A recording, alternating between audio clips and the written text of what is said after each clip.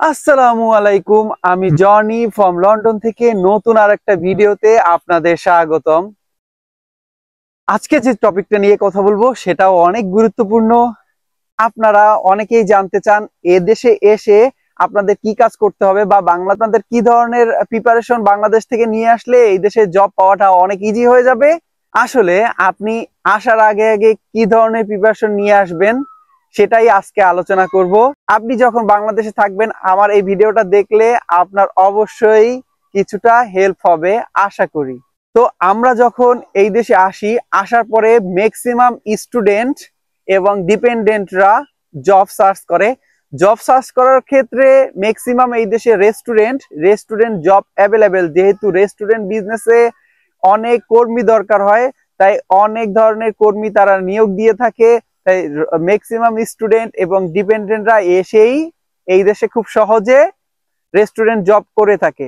আমরা বাংলাদেশের মানুষ মনে করে থাকি, আমিও যখন বাংলাদেশে ছিলাম তখন এইটা ছোট জব, এইটা অড জব। আসলে এই দেশে অড জব বলতে কিছুই নাই। তারা চিন্তা করে আমি যদি ক্লিনিং এর কাজটা না করি তাহলে ক্লিনিং এর কাজটা কে করবে, কে আমাদের নগরটা পরিষ্কার রাখবে, এরকমটাই তাদের চিন্তা ভাবনা। এবং তাদের স্যালারি রেঞ্জ এবং যে অফিসে কাজ করতেছে তার স্যালারি রেঞ্জ প্রায় সেম। এই দেশের গভর্নমেন্ট কর্তৃক নির্ধারিত একটা ওয়েজেস আছে যার নিচে আপনাকে কেহ পেমেন্ট করতে পারবেন না আওয়ারলি বেসিস। তো তাই আর এই দেশে ধনী গরিব বলতে কিছু নেই, সবাই সবাইকে বস বলতে কিছু নেই। আমরা যেমন স্যার স্যার স্যার স্যার করে অফিসে ফেনা তুলে ফেলতাম, স্যার আসতে স্যার যেতে স্যার, এই দেশে কোনো স্যার, এটি হলো আপনার নাম।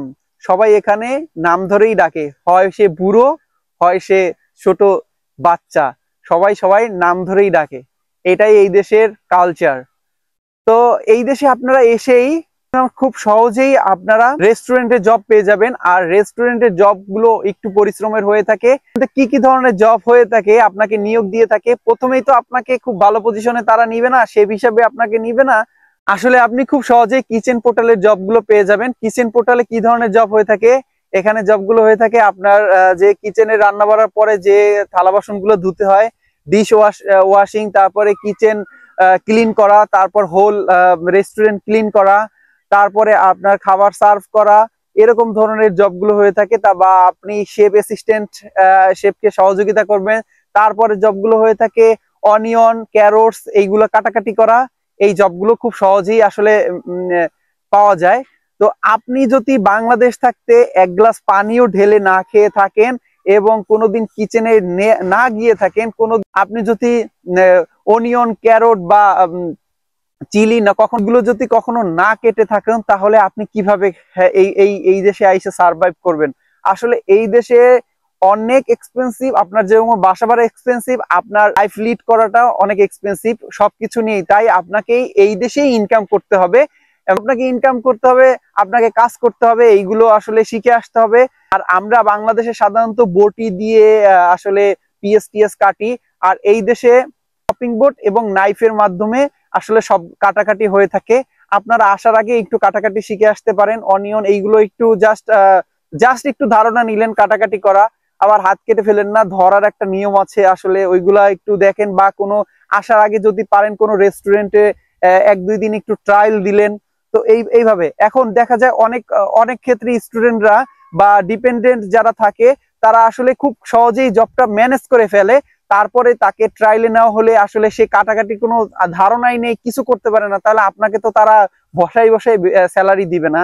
এখানে ঘন্টা অনুযায়ী যেহেতু স্যালারি, তো আপনাকে কাজগুলো পারতে হবে। তো এইটা অনেক হার্ড জব। তারপর আপনারা কিচেনের ধারণা নিয়ে আসতে পারেন, শেপের ধারণা নিয়ে আসতে পারেন।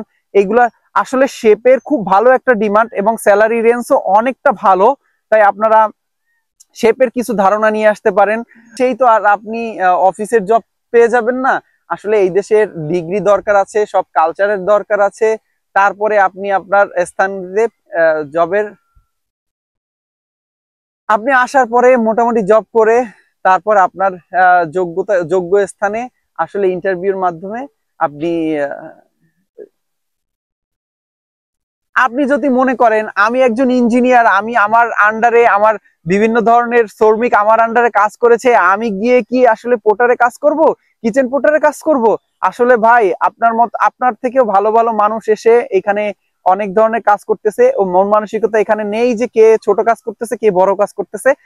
এই দেশের মানুষের মন মানসিকতা সবাই সব তারা মনে করে কাজ তো কাজই, কাজের কোনো ভেদাভেদ হতে পারে না।